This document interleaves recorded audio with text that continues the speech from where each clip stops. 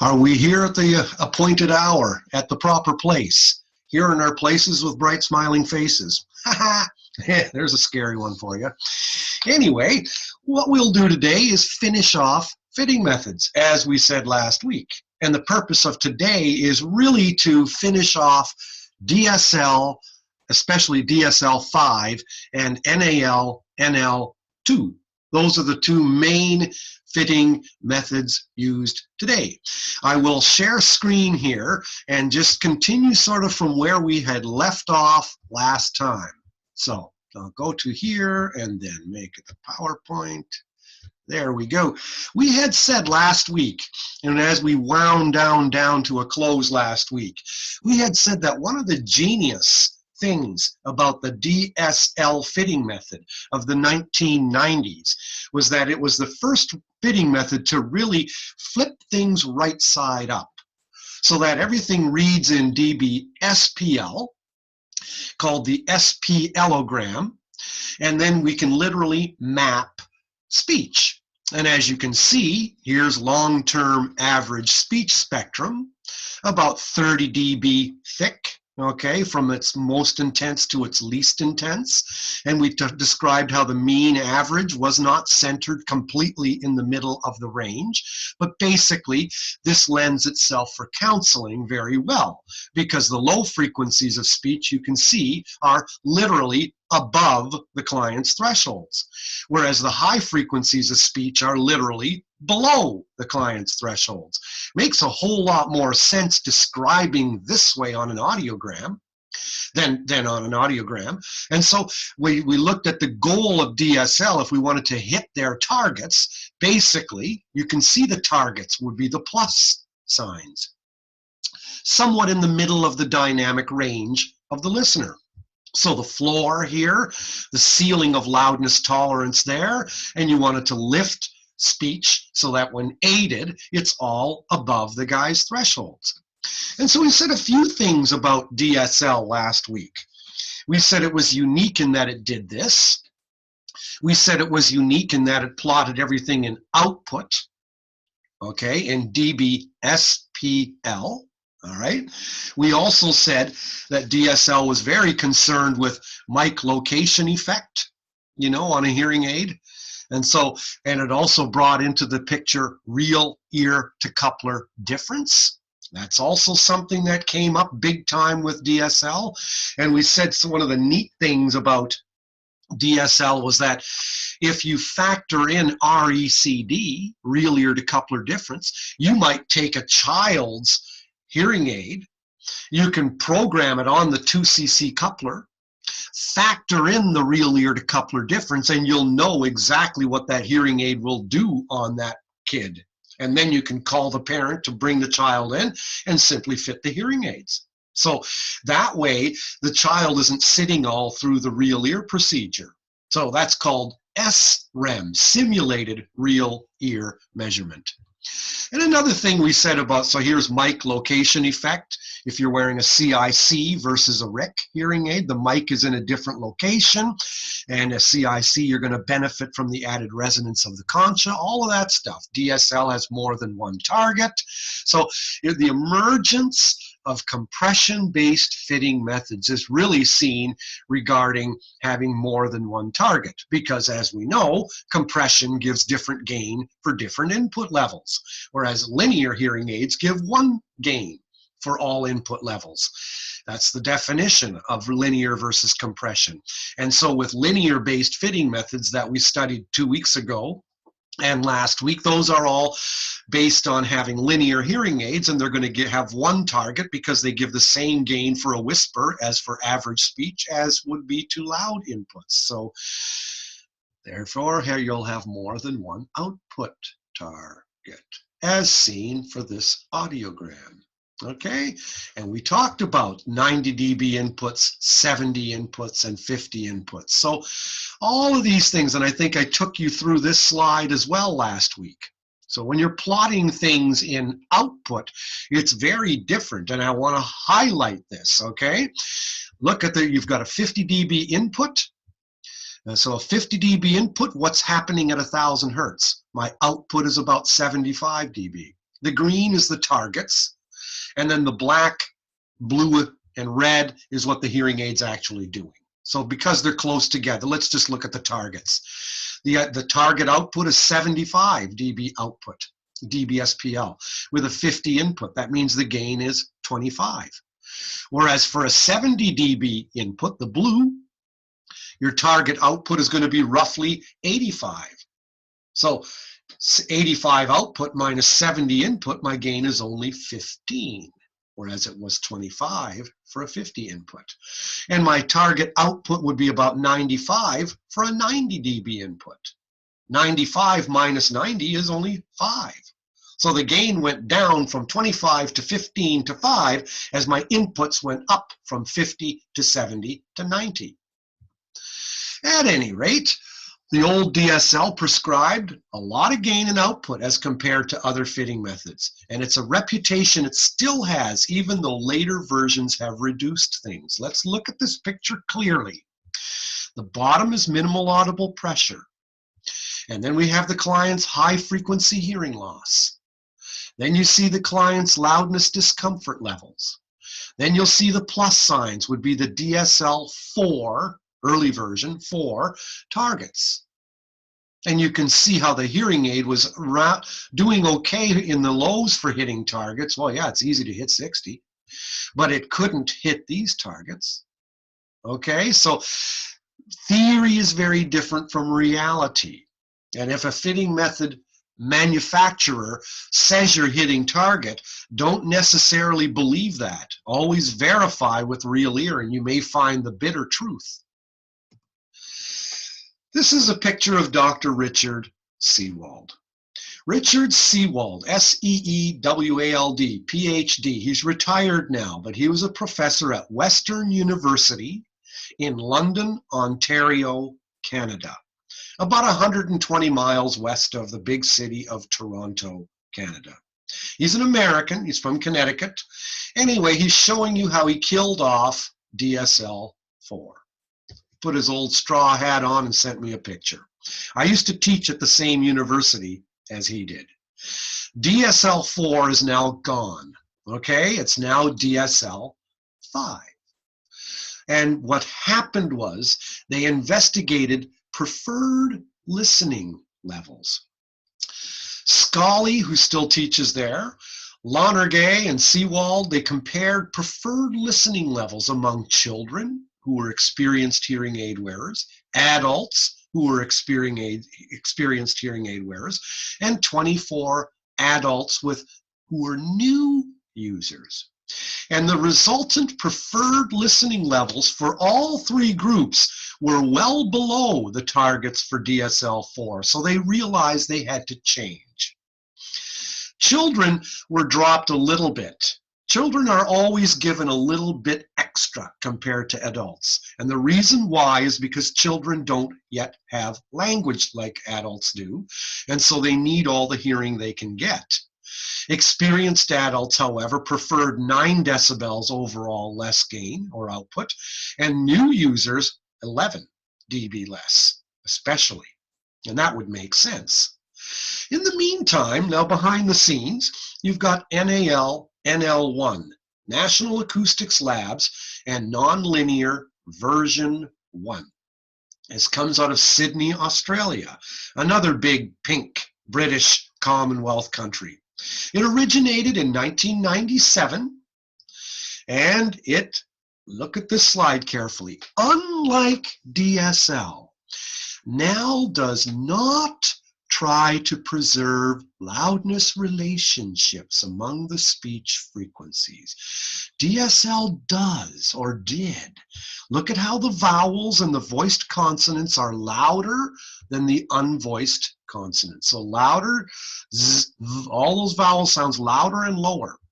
This is the way normal hearing people hear speech. DSL preserves that. NAL doesn't.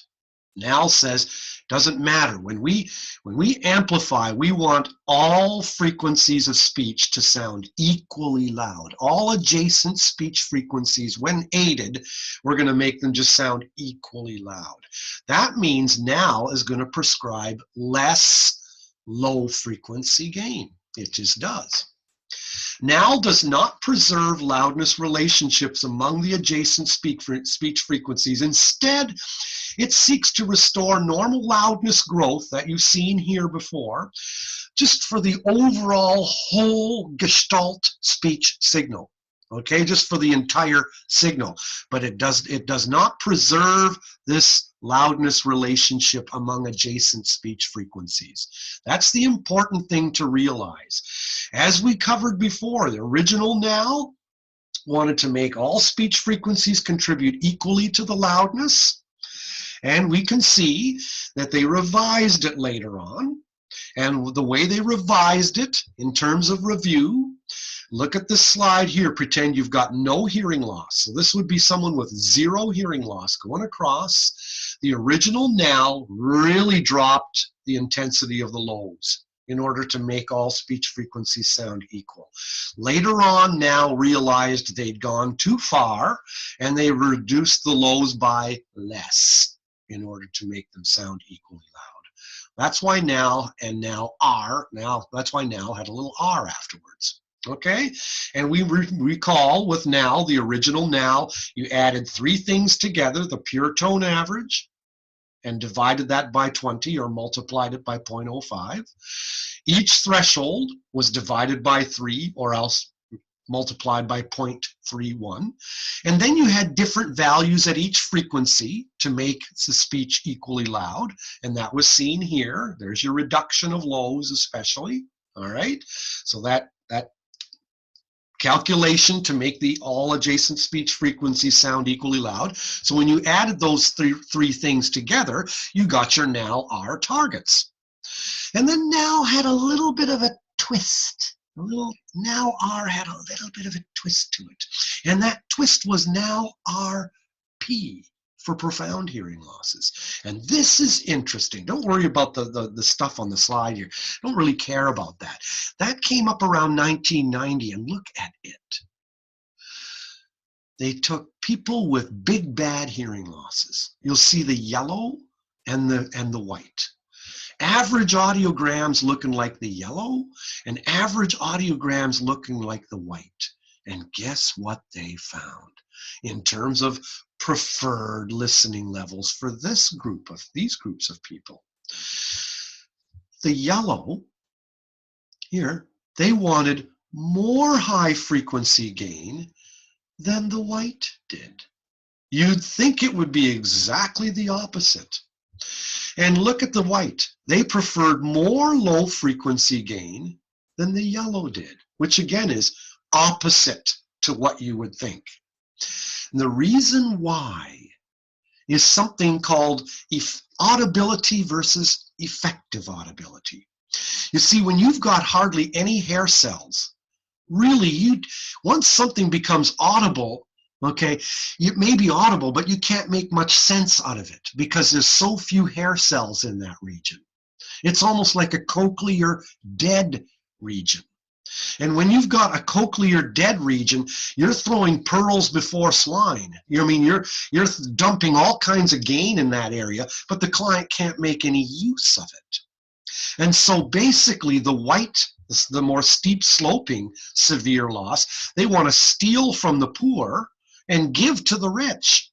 Well, that's understandable because the rich, in their view, is the low frequencies. That's where they've got the most surviving hair cells. And so that's what they want to use, okay? That's where they can make the most sense out of something that's audible. And in that wise, their effective audibility is better for the lows than for the highs. Whereas the yellow audiogram here, has similar hair cell damage across the range. They have enough hair cells and remaining hair cells in the high frequency region that they can make sense out of gain that's dumped in that area. You see? And so NALRP was like a harbinger. It was like it predicted what now NL1 was going to do. And we'll see that here. Okay, NAL1, 1997. distinguishes between audibility and effective audibility. Audibility can be physically measured. I mean, it's the amount above your thresholds. If your threshold is 90 and I give you a 95 dB sound, it's audible to you. But effective audibility is how much information you can extract from that sound. So if your threshold is 90 and I give you 95, you can hear it, but how much info can you make sense of that? Okay, if audibility versus effective audibility. Like DSL, now NL1, nonlinear, version 1, shows more than one target, just like DSL did. So here you go, but look at, they still plotted it in terms of gain. They were still stuck in the gain thing. They didn't have the SPLogram. DSL did that, but not NL1 yet, okay? So here's a fictitious target, okay, for now R or RP, whatever.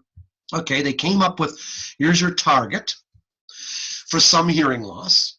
Now NAL NL1 for the same hearing loss comes up with 3 targets. One for soft inputs, one for average inputs, one for loud inputs. And notice the gain goes down, okay, as the inputs increase. Now remember, this is exactly, when you plot things in gain, that's what you'll see. The gain is greatest for soft inputs, less for average, and less for loud. But recall the picture I showed you earlier where we looked at, we looked at this guy here. And look at this one. When you're plotting things in output, the softest input gives you the least output. Average gives you more output. Louder gives you more output. And you could see that the gain went down, down, down, because the gain for 50, recall, was 25. The gain for 70 in this particular case was 15. And the gain for 90 was only 5. Okay? But when you plot things in output, it goes backwards to the way that you plot things in gain. So the output for the softest input is indeed on the bottom, and the target output for the loudest input is indeed on the top, okay? And that goes directly opposite to the way things are when plotted in gain. Just so you know, this is just something to always consider. All right, so now, NAL NL1, let's kind of read with our notes where we are so far. I'm going to go back to our notes right here, and we'll go down, down, down the page. We covered all of this stuff. I'll talk all about DSL4 with real ear to coupler difference, mic location effect, having several targets, all of that's cool. Then we introduce now to the top of page 3, National Acoustics Labs. Originated in '97, just like you saw in the PowerPoint there. Talking about, in contrast to DSL4, now wants to amplify so that all adjacent speech frequencies are equally loud. Talked about now introducing NAL NL1, 1997. And here's a summary of where we are so far. Oh, look at the above here. You got something about audibility versus effective audibility. Okay, so your notes, we're following right along with our notes and the PowerPoint so far. And now in summary, comparisons now between DSL4, okay, we're talking late 90s now, DSL4 and NAL NL1. Those were the 2 kingpin compression-based fitting methods used in North America. And now let's look on our PowerPoint and describe, we'll see how they differ with each other, okay?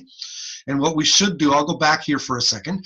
NAL1 is going to prescribe less low frequency gain than DSL4 because it seeks to equalize rather than normalize the loudness of adjacent speech frequencies, and also for precipitous high frequency hearing loss, now also prescribes less high frequency gain than DSL4.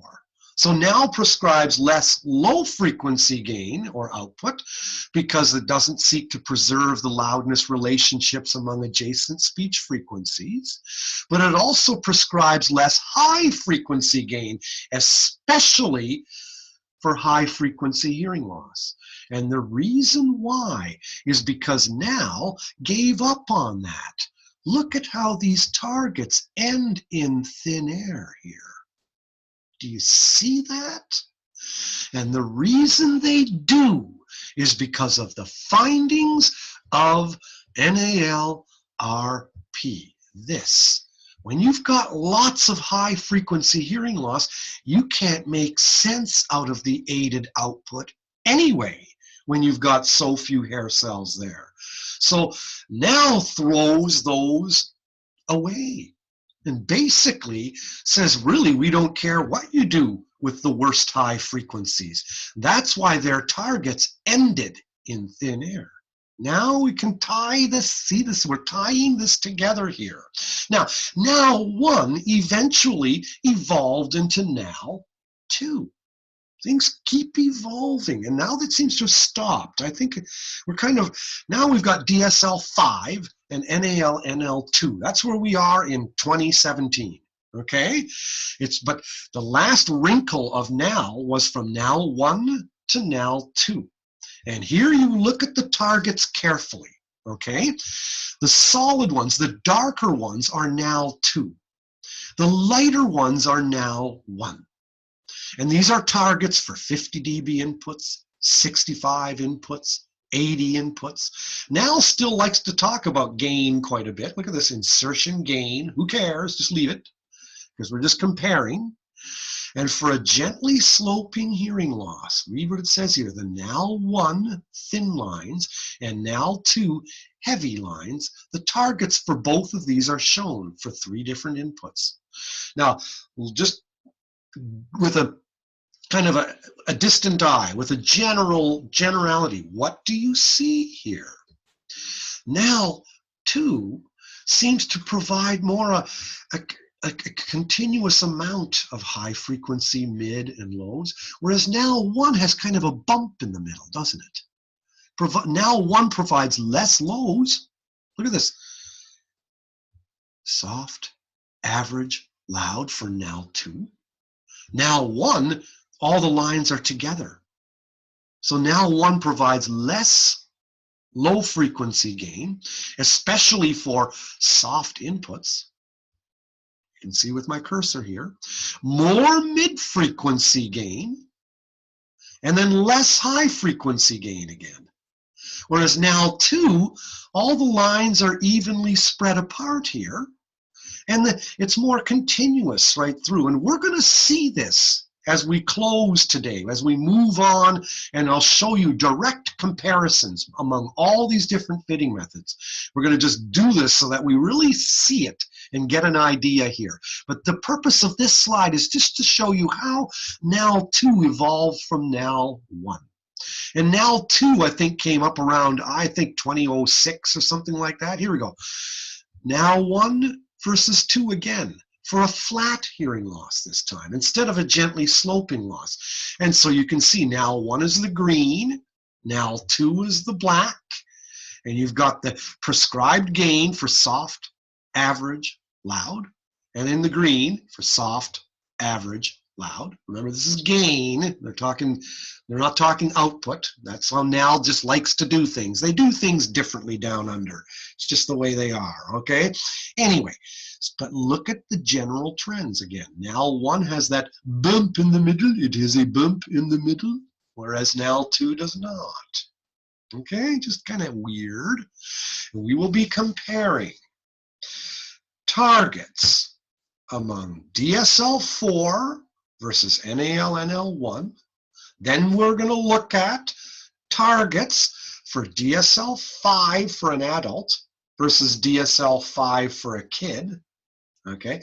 Then we're going to look at DSL5 versus NAL1. And then we're going to look at DSL5 versus NAL2. All right? And you'll also see differences between NAL1 and 2 in our target comparisons. But let's go to our notes. Before we hammer on into that, let's just review what we've covered here. New DSL5, study done in 2005. where they compared preferred listening levels among these three groups that we talked about earlier. And the kids wanted slightly less. The experienced hearing aid wearers wanted 9 dB less. New adult wearers wanted 11 dB less. Conclusions was that DSL-4 overestimates preferred listening levels. And basically they realized they needed to reduce things. One of their excuses, or one of their reasons, was an excess amount of low frequency output would inappropriately amplify low frequency and low level background noise. Okay, that's one thing. Also, the goal was usually not attainable with the usual noise floor of hearing aids today. Internal noise of the hearing aid. When you're amplifying by so much, you're applying so much gain and output that basically you're going to increase internal noise of the hearing aid as well. So never worry about, but the greatest differences between DSL-4 and DSL-5 were found for adults, and the largest differences were also seen for mild to moderate sensory neural hearing loss. Well, that's the most common hearing loss in the book. So DSL-5 realized, yeah, we need to evolve. The DSL camp realized they had to evolve and change. The new NAL-NL2, why did it change? Basically, the stated theoretical goal was always to maximize speech intelligibility while making overall loudness sound normal. The evaluation of NAL-1 showed too much output for adults, especially at high input levels. Specific and slightly too little gain for children. Well, basically we're not fitting kids. Like NAL-NL1, NAL-NL2 also looked at cochlear dead regions and tried to back off on some of the high frequency amplification. But instead of the targets ending in thin air like NAL-1 did, NAL-NL2 rolled off prescribed targets smoothly. They kept them going all the way to the end. Do you know why they did this? Because the hearing aid manufacturer software could not handle what to do with this. The software couldn't handle what to do with, where is it now?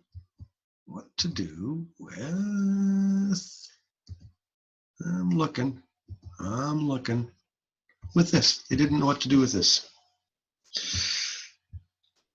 Artificial intelligence software has to have an answer. Okay, they can't deal with, well, we don't care what you do with the highs. They have to program something. Something's got to go in it. Okay, so when people are programming software, when they're making the software for you, the clinician, to use, they have to apply all these internal algorithms, and you can't make an internal algorithm out of nothing. So what NAL-NL2 did, it was in addition to changing its targets a bit and providing a little bit less mid-frequency stuff like we were talking about, they made these go all the way to the end, just like this one here does. Okay, that's another difference with NAL-NL2. Anyway, and we'll just finish off what we said here. In general, NAL-NL2 prescribes relatively more gain for the lows and highs and less mid-frequency gain than NAL-1. And we're going to see that. But you need to memorize this, put a star by that, okay? Because that's the main reason or the main differences. Paint in broad strokes. Just kind of know the general trajectories here. Now let's look at our target comparisons. Let's just kind of go right over to here. And we talked about doing target comparisons. Well, here we go. Let's start off with DSL-4 versus NAL-1. Here's a flat loss. Now, what I did in those days, we had old real ear measurement system, and it had DSL-4 on it, but it did not have NAL-1 yet. But we programmed the software. I worked at Unitron with our first digital hearing aid, and I would program it to fit with DSL-4. So you can look, here's the flat audiogram, okay? When you go to the right, look at how the audiogram is now bent. Do you see that? The reason why is now we're looking at dB-SPL, SPLogram, okay? So here's minimal audible pressure, 0 dB HL, okay? Here's the flat line, 0 dB HL. In SPL, it's this curved line at the bottom. The client's hearing loss, if it's flat on the audiogram, well, then this curve is simply going to be jacked up by the same amount. So all I did was, it's just lifted up by 60 dB, just like this flat hearing loss is dropped down by 60 dB. Normal loudness tolerance levels on the top, the residual dynamic range in the center. The plus signs are DSL-4 targets. Remember I told you this, the real ear system didn't have NAL 1 yet, just didn't have it. So I programmed the hearing aid to match targets of DSL-4, and you can see that. There it is. Then I programmed the hearing aid according to NAL 1, NAL, NL1. And here's what happened with the hearing aid. The same in the middle, less lows, less highs. For a rising hearing loss, DSL prescribes more in the lows, similar in the highs and mids. Well, yeah, because there's no hearing loss in the highs. Makes sense to me. Here's a sloping loss. Here's the sloping loss plotted in dB-SPL. Loudness discomfort levels along the top. The fitting methods are even-steven until you get to the highs. And there's DSL asking for more high-frequency amplification. Whereas NAL is looking at this going, oh, there's fewer hair cells there. So we don't really care so much about the dying areas. So we're going to prescribe less high-frequency amplification. See? That all harks back to that NAL-RP, that where I showed you the two different audiograms, the flatter and the little slightly more sloping severe losses. Here's a more of a precipitous drop. Once again, the two fitting methods are the same for the lows. Well, there's no hearing loss in the lows. It's less for NAL 1 than for DSL-4 in the highs. Again, those differences are apparent. DSL has changed from 4 to 5. The child version 5 is much the same as before. The adult version 5 has a lot less gain and output, and we'll see examples now in following slides between DSL-4 and 5. And we'll also look at NAL 1 and NAL 2. So here's flat loss on a newer real ear system that has all the different fitting methods on it. So here's the flat loss. Now, here's DSL-5 child targets. Now, this green stuff, don't get thrown off by that. That's just unaided speech. Long-term average speech spectrum, okay? Just average, my father can beat your father at checkers, okay? So there it is. There it sits. And it says it's 65 here. This reads a little bit less than 65. How come? Well, if it was a single frequency, it would read right up. If it was 1,000 hertz, it would be right at 65. But because it's got a whole bunch of frequencies together, the added effect, the overall intensity of this whole green schmoz here is 65 dB-SPL. But you'll see it spread all over at a little bit less than 65 because you're talking about all the different frequencies, okay? So that's why.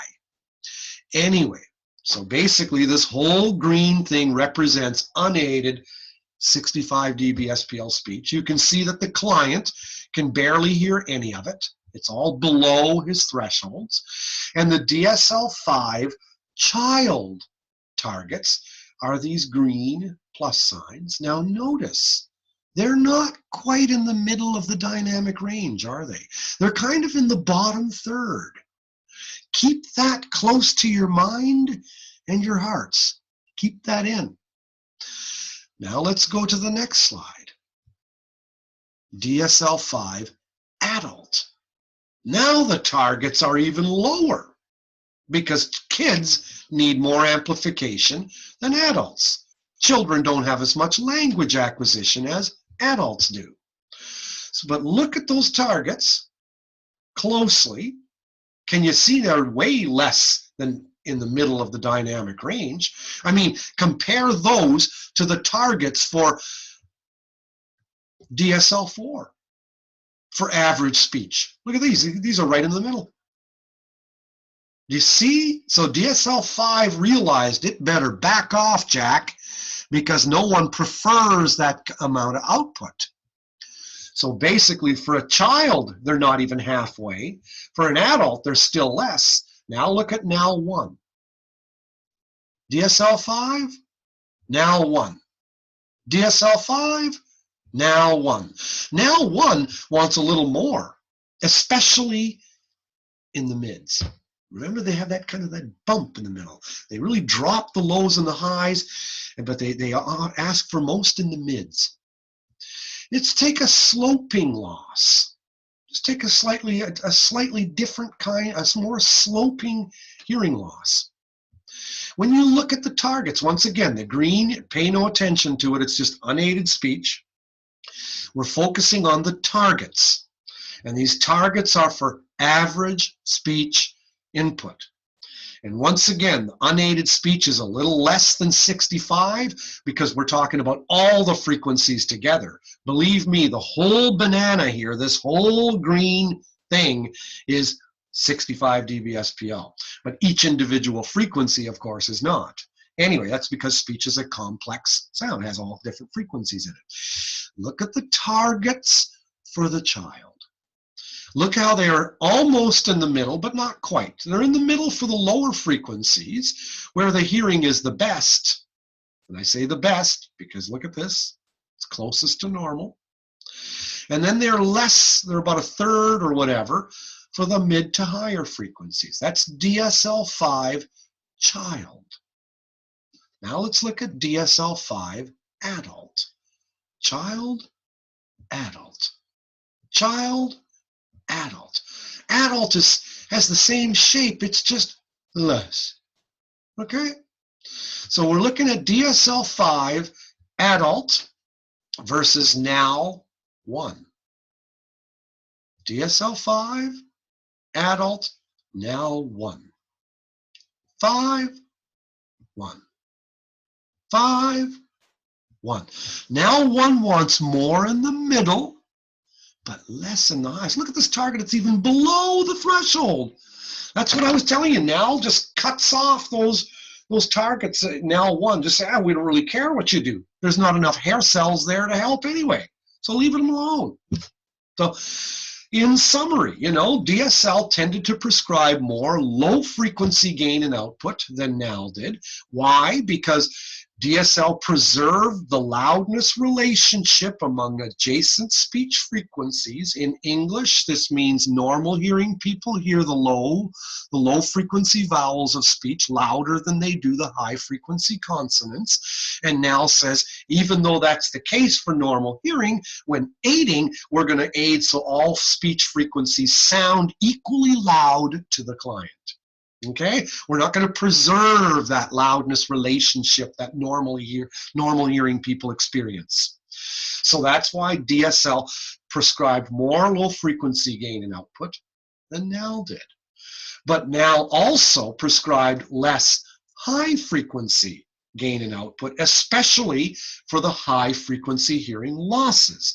And that was based on that earlier slide I showed you with NAL-RP.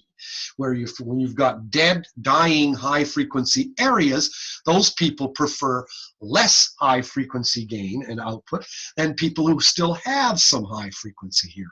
Okay, so that's the sort of the twin pillars here.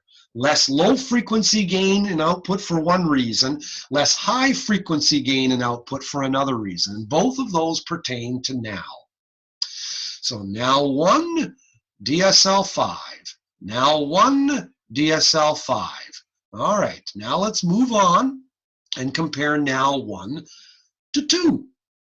So now you're looking at the same sloping loss. Okay, it's the same sloping loss as you saw here. It's this loss. We're just comparing now 1 and 2. So here we go. Input speech is 65. This is now 1 targets. Look at the targets. Okay, and then now 2. 1, 2. 1, 2. So a little bit less of a bump in the middle. Okay, that's the whole thing. Look at that. Okay, let's look at now 2 versus DSL5. So we see now 1 versus 2. Okay, whoops, now 1 versus 2. 1 versus 2. Now let's compare now 2 to DSL5. So now you're looking at 2 inputs here. Look at the pink is for soft, 55, and the green is for average, 65. So you got 2 different input levels being shown. Pay no mind to all this malarkey here. Pay no mind to the pink stuff. Just leave it alone. Who cares?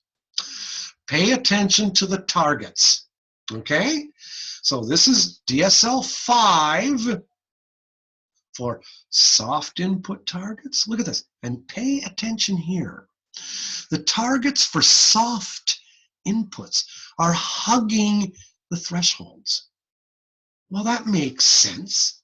I mean, if I'm speaking very softly, you're barely going to hear what I'm saying as well. You're hardly going to hear me. So when aiding somebody, why should that person experience anything different? And then the targets for average inputs are all above threshold, except, well, barely here in the highs. This is DSL5 for an adult. Soft input targets, or output targets for soft inputs, output targets for average inputs. And now look at now 2. Output targets for soft inputs. Oh, look at these, even below the thresholds. Around the oranges. And output targets for average inputs. So at DSL5, now 2. DSL5, now 2. DSL5, now 2. Not much different, are they? A man on a flying horse would be hard-pressed to recognize the difference. Now 2 versus DSL5 for a slightly different hearing loss. So here's a slightly different hearing loss. Remember, this is a sloping hearing loss. On an audiogram, this would be going down, just like this hearing loss here did, okay? And here's now 2 targets for average speech inputs. Let's read it. 65 dB SPL inputs. Here's your output targets for now 2. Here's your output targets for DSL5. Now 2, DSL5. Now 2, DSL5. You know, we've really come full circle here. This is the end of the story in fitting methods. This is where we are today. The fitting methods are hardly any different. I always say it's kind of like now and DSL met each other in the back alley and DSL got beat up. DSL is the one who changed the most. Now 2 evolved to be, or now 1 became now 2, and that changed. I mean, a scene was shown for change there. But today, the difference between now 2 and DSL5 is really hard to see. I mean, they're hardly any different.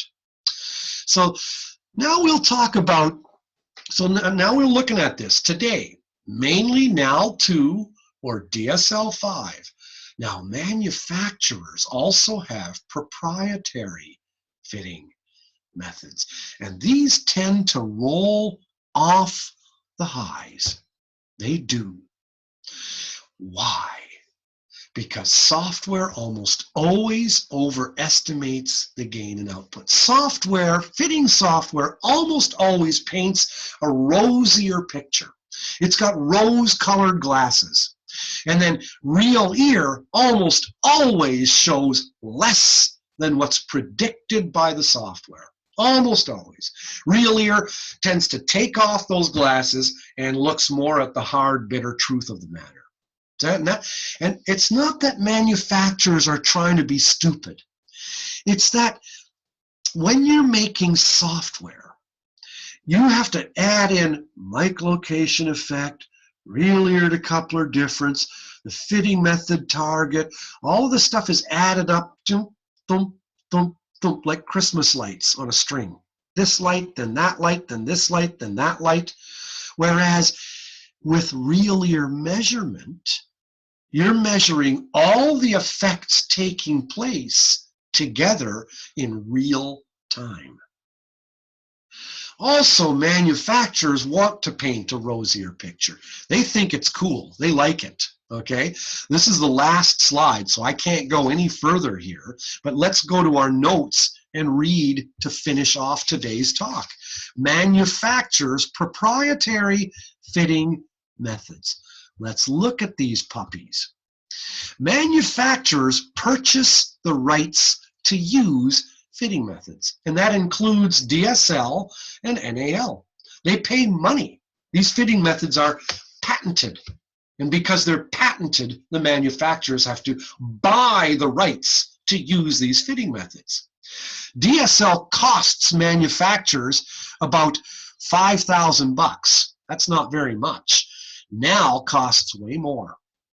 At any rate, the manufacturers often make their own adjustments to the existing fitting methods. Now, this is really weird. These are their proprietary fitting methods. And proprietary fitting methods roll off high frequencies. Why roll off the high frequencies? What benefit can this possibly bring? Manufacturer software might indicate you are right on target, but real ear verification can show you are way off. The blame can be put on anywhere, but really the onus is on clinicians to verify with real ear. It's, in other words, and I've got software gets you in the ballpark. You've entered the audiogram into the manufacturer fitting software, whether it's Unitron, Siemens, Oticon, who cares? You've entered the audiogram, you've chosen your hearing aid, and then the software, I'll stop sharing my screen for a second here, so you're forced to look at my ugly mug. Sorry. When you're fitting the software, what they're doing is they're getting you into the ballpark. Now you're in the ballpark. But you're the clinician. The manufacturer isn't doing your job. You're supposed to fit the client. The manufacturer is supposed to give you the tools to fit the client. So they've got their software, and you've taken the hearing aid, you've chosen the hearing aid, you've entered in the client's audiogram, you've pushed the button, and the hearing aid's going thump. Okay, there you go. Does it look like you're hitting target? Yep, looks like you're pretty good. You're actually doing three things. You've entered the audiogram, you've chosen the hearing aid product, the specific product, the Resound product A, B, C, or whatever. And thirdly, you've chosen a fitting method. You've chosen DSL, or you've chosen NAL. You might have chosen DSL5. You might have chosen NAL-NL1 or NAL-NL2. You take your pick, okay? And then you hit enter. And the software goes about and calculates the correct gain and output for that hearing aid. And it will usually show you that you're right on target, so direct. And real ear verification will almost inevitably show you that you are not. The only real, the only fitting method targets to really believe are the ones on your real ear measurement equipment. Manufacturer software, they'll take Now One. Siemens Now One targets will look a little bit different from Phonak Now One targets, which will look a little bit different from Resound Now One targets. And the same will be true with Now Two. Siemens Now Two targets will be a little bit different from Phonak Now Two targets. Do you see what I'm saying? Even for the same hearing loss. And this is a study that's been done, well documented, okay, by Sanford, S-A-N-F-O-R-D, Stoody, S-T-O-O-D-Y, and Mueller, Gus Mueller, M-U-E-L-L-E-R. Google that up. Google up Sanford, Stoody, and Mueller. And you're going to find something really weird. You're going to find an article in the Hearing Review.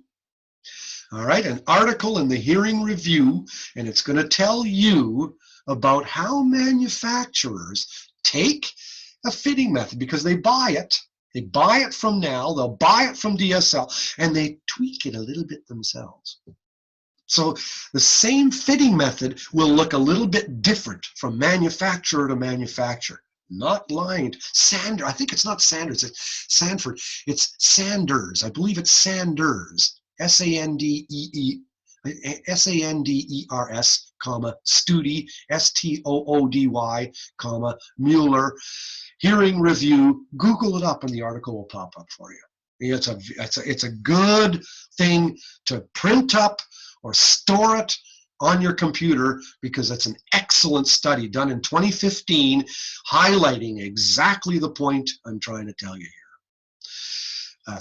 Another thing to consider is that hearing aid manufacturers also have their own proprietary fitting methods, which aren't Now One, aren't Now Two, aren't DSL. These will be the Siemens fitting method, or the Phonak fitting method, or the Resound fitting method. So in addition to publishing or to having regular fitting methods that are done in research, you know, from Canada and from Australia, in addition to buying the rights to using Now One and Now Two and DSL-5 and all that crap, they'll also have their own particular fitting method. And those fitting methods will, I'll share screen here again, those fitting methods will definitely roll off the highs. Where am I here? Proprietary fitting methods. They will roll off the highs more so than any other method will.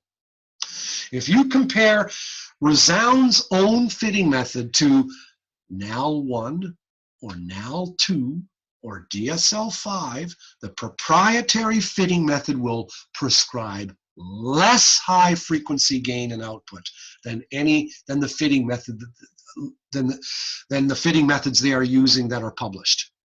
So first of all, they'll buy Now One, they'll buy Now Two, they'll buy DSL-5, and they'll implement each of these fitting methods a little bit differently from another manufacturer. That fact is first of all true, okay? So Now One will look a little different on Siemens versus Phonak versus Resound, etc.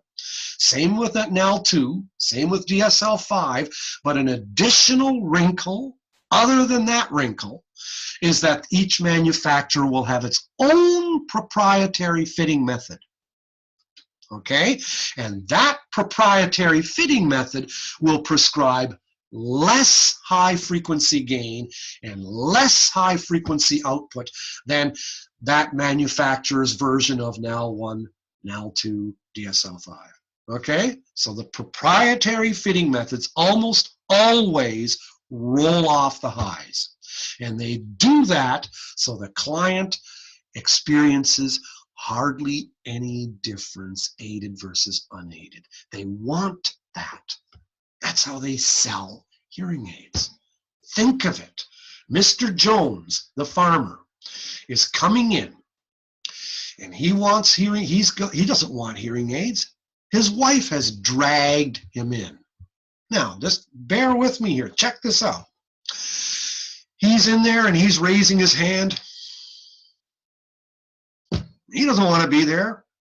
So now he's been fit with hearing aids, and he's asked, oh, how does that sound? He goes, yeah, it sounds pretty good, because it hardly sounds any different from unaided, especially in the highs. Because if you aid the highs a lot, it's going to sound sharper. He's not going to like that. Okay, he's going to, and so manufacturers tend to roll off those highs and under-prescribe high-frequency gain and output in order to make the hearing aids slightly more acceptable to a client. Trouble is, at the end of a 30-day trial, and his Visa bill comes in, and now he's got to pay $5,000 for his pair of hearing aids. Now he's thinking, I don't hear much difference between in and out, when the hearing aid's in versus when it's out. So it's kind of dicey that way. But just remember the general trends. First of all, DSL is going to be prescribing less. I'm going to back onto good old Zoom here. Okay. Whoops. I seem to have lost you here. There you go. DSL is going to be prescribing generally more low and high frequency stuff, but now DSL-5 and NAL-2 are almost identical.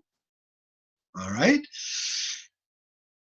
Each manufacturer buys these fitting methods and they implement them slightly differently. And then in addition, each manufacturer has its own proprietary fitting method. And how do those compare? They almost always ask for less high frequencies and less low frequencies. Very, very true. And now we go to share the screen here. Okay, am I sharing the screen here or what? I think so. No, okay, let's share the screen here so you can see the notes. Here's the notes. Very, very end of the notes. Manufacturer fitting software may indicate you're right on target, but real ear verification will show that you are way off. Blame can be put on anywhere, but the onus is really on the clinician to fit the hearing aids. So don't hate the manufacturers, because it's not their job to do your fitting. It's our job to do our fittings. They give us the tools to get us in the ballpark. I'll end today with a little bit of a laugh. I find today's fitting software kind of funny. I find it a little bit comical. It's so psychosocially oriented. It's almost become like a joke.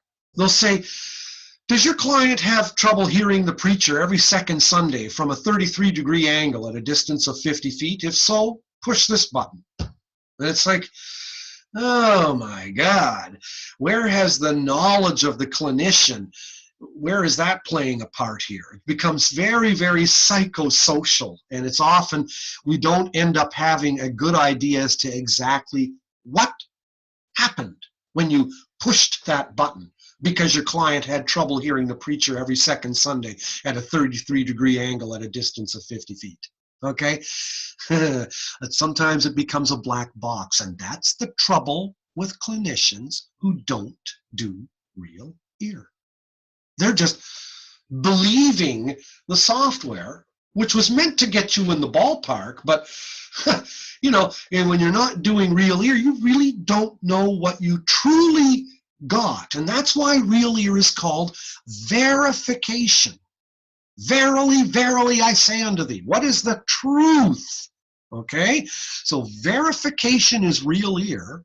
Validation is questionnaires. How do you feel about your hearing aids? Okay, client-oriented scale of improvement, COSI, or the AFAB, abbreviated profile of hearing aid benefit, or the HHIE, hearing handicapped inventory for the elderly, or the SADL, satisfaction with amplification in daily life. Okay, you've got these various happiness or satisfaction scales. Those are subjective. How do you feel about your hearing aids? Okay, how are they doing? How do you think they're improving your life? But real ear is objective. Okay, so verification, validation. Verification, validation. Objective, subjective. This course doesn't cover validation. We don't cover questionnaires in this particular course. We maybe should, but we don't, okay? We focus on real ear, But if you don't do real ear, you don't truly know what you have. And as that article by Sanders, Studi, and Mueller states, the only fitting method, if you want to know the real NAL2 targets, the real NAL1 targets, those will only be found on your real ear measurement equipment. If you want the unadulterated truth without a single tweak of a dB, only the real ear equipment has it. That's another reason for really doing real ear.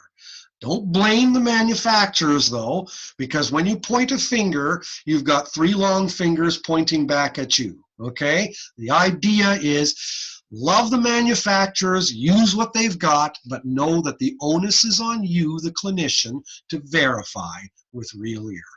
All right, that's the end of today. Then I think then what we'll do now is that next week we'll go into early real ear. Well, we're going to start looking really a lot at real ear measurement. I believe it's Unit 4. So make sure you print up your notes for real ear measurement, because we're now done fitting methods. We've done ANSI, we've done all of that. Now we're cutting to the chase of real ear measurement itself. Okay? Adios. Live long and prosper. We'll see you when we look at you, hopefully next week. All right. Cheers. Bye-bye.